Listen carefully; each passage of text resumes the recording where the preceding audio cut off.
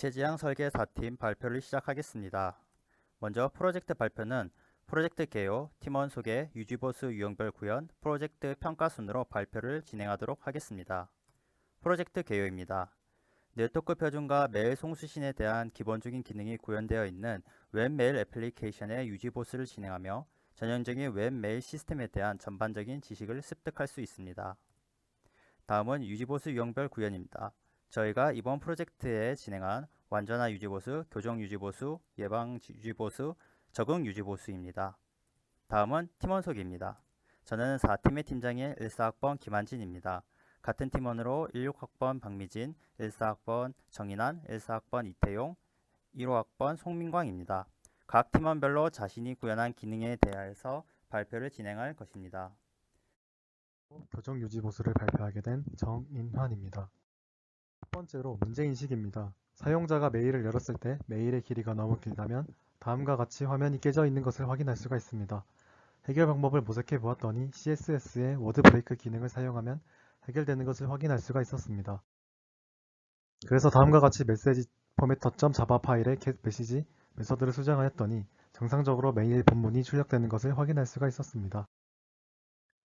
단위 테스트를 진행하여 정상적으로 동작하는 것을 확인할 수가 있었습니다.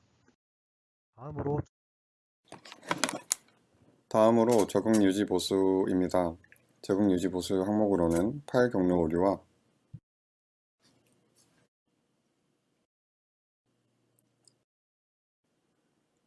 파일 경로 지정이 있었는데 이 부분은 시간 관계상 생략하도록 하겠습니다.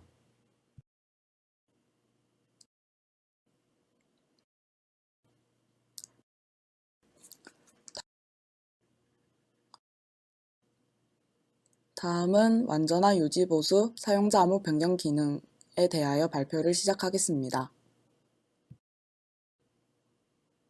분석 단계의 사용자 암호 변경의 확정 유스 케이스입니다. 관리자가 사용자 암호 변경 화면에서 사용자 아이디와 변경할 암호를 입력해주면 입력받은 아이디와 암호 값을 메일 서버에 전달하여 변경해주고 성공 또는 실패 여부를 알려줄 수 있도록 합니다. 본문 분석을 통해 다음과 같이 후보 클래스와 후보 오퍼레이션을 도출하였습니다. 시스템 순차 다이어그램입니다. 도메인 모델입니다. 설계 단계의 시스템 오퍼레이션은 다음과 같습니다. 사용자 암호 변경 화면을 불러주는 select change pw, 입력받은 값의 유무와 사용자 아이디 존재 여부를 알려주는 체크 유저, 변경 성공 유무를 알려주는 change pw, 서버에 접속해 입력받은 사용자 아이디의 암호를 변경해주는 change 패스워드 총 4가지로 정의하였습니다. 통신 다이어그램과 설계 클래스 다이어그램은 다음과 같습니다. 구현 단계입니다. 보이는 코드는 유저 어드민 핸들러 클래스의 change pw 오퍼레이션입니다. 유저 어드민 핸들러 제어 클래스와 서버 간의 낮은 결합도를 위해 GRASP 제어기 패턴과 객체 지향 원리의 단일 책임 원칙을 적용하였습니다. 사용자 암호 변경 권한을 가진 유저 어드민 에이전트 객체를 생성하고 그 권한을 위임하여 처리하도록 합니다. 테스팅 단계입니다. 단위 테스팅을 통해 완전화 유지 보수가 정상적으로 동작함을 보여줍니다.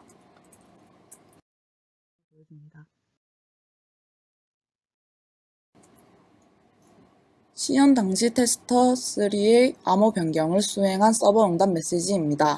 이상 사용자 암호 변경 기능 발표를 마치겠습니다.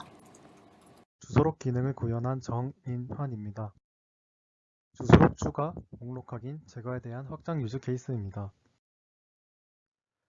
그리고 명사와 식별을 통해 얻어낸 후보 클래스와 후보 오퍼레이션입니다. 다음은 시퀀스 다이어그램입니다. 사용자가 핸들러에게 정보를 보내면 핸들러가 어드레스 에이전트에게 데이터베이스를 추가하라고 명령을 보냅니다. 어드레스 에이전트는 성공 여부를 핸들러에게 반환하고 핸들러는 성공 여부를 팝업으로 사용자에게 응답합니다. 다음은 주소록에 대한 도메인 모델입니다. 다음은 시스템 오퍼레이션입니다. 더 자세한 내용은 보고서에 명시되어 있습니다. 주소록 추가 및 제거에 대한 통신 다이어그램입니다. 앞서 진행했던 분석 설계를 기반으로 그린 클래스 다이어그램입니다. 주소록에 사용한 데이터베이스 테이블 스키마입니다. 다음은 구현입니다. 컨트롤러 패턴을 적용하여 시스템 이벤트를 처리할 객체를 만들었습니다. 시스템 이벤트 객체를 처리할 객체를 만듦으로써 결합도를 낮춰 로우 커플링 패턴을 만족하였습니다.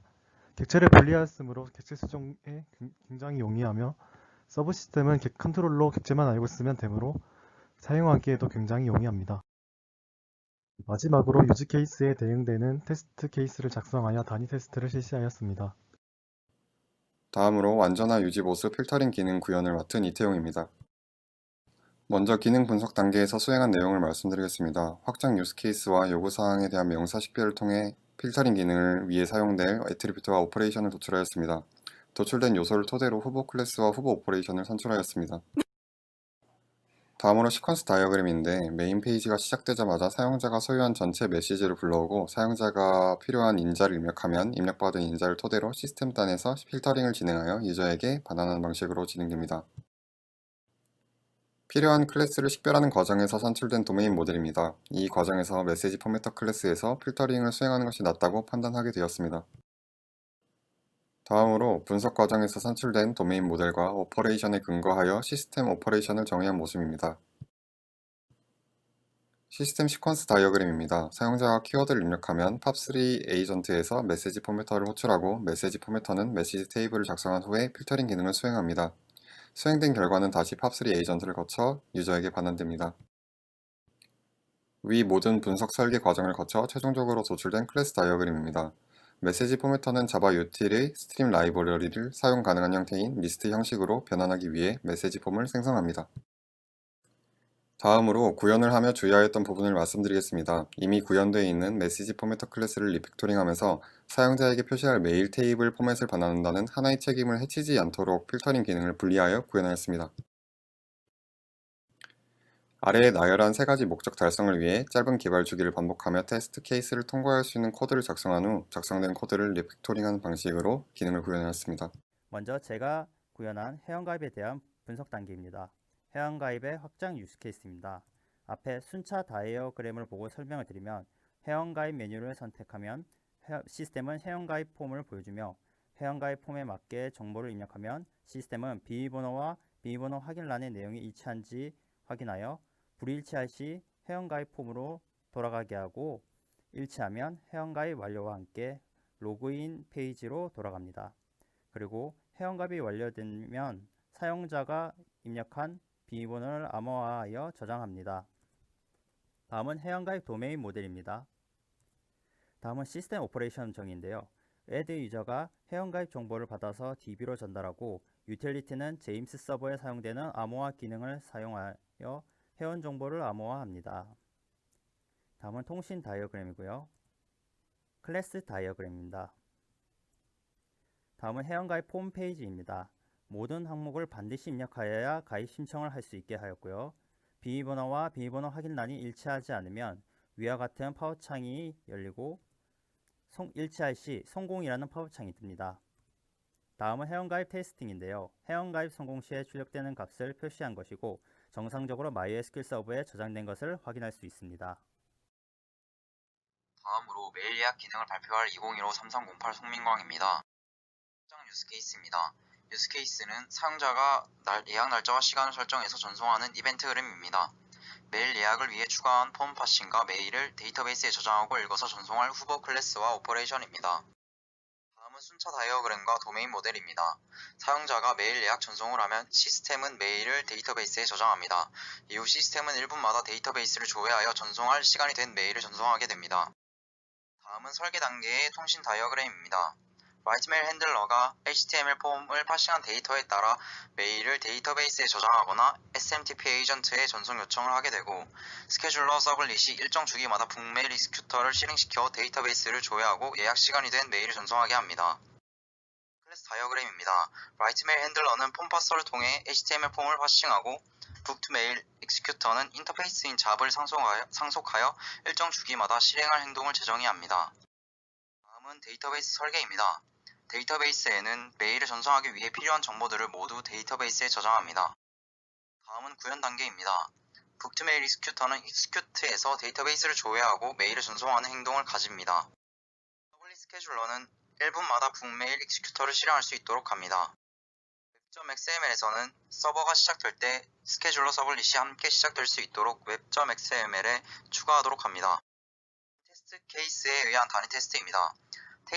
테스트 케이스는 추가한 기능이 잘 동작하는지 확인할 수 있도록 하고, 기능 추가한 후에 기존 기능이 잘 동작하는지 확인할 수 있도록 작성하였습니다. 다음은 직접 실행한 화면입니다. 화면과 같이 전송 시간을 예약하고 전송하게 되면 메일이 전송됩니다. 유지보수입니다. 메일 작성에서 모든 인풋 태그를 입력하지 않아도 다음 동작이 실행되는 것을 확인하였습니다. 해당 페이지 JSP 파일의 인풋 태그에 required를 추가하여 모두 비었을 때 다음으로 넘어가지 못하도록 하였습니다. 로그인 페이지 테스트 결과입니다. 다음은 화면 테스트 결과입니다. 다음으로 프로젝트 평가입니다. 다음으로 일정 계획 평가입니다. 프로젝트 최소 소요기간이 55일에서 53일로 변경되었는데 이는 바이러스 검출 기능을 구현 불가로 판단하여 제외했기 때문입니다. 따라서 일정 계획 대비 달성도는 100%입니다. 다음으로 Git 크라켄이라는 협업 툴에서 확인할 수 있는 Git 플로우입니다. 브런치를 활용하여 팀원 모두가 동시에 작업을 진행할 수 있도록 하였습니다. 프로젝트 활동 평가입니다. 저희 팀은 칸반 보드를 사용하였고 마일스톤 페이지를 4개로 나누었습니다. 화면에 보이는 것처럼 페이지에 따라 목표로 하는 기능을 구현하려 노력하였습니다. 다음으로 설계 구성 요소입니다. 설계 구성 요소와 현실적 제한 조건은 보고서에 보다 더 자세하게 기술하여 놓았으니 참고해 주시면 감사하겠습니다. 이상입니다.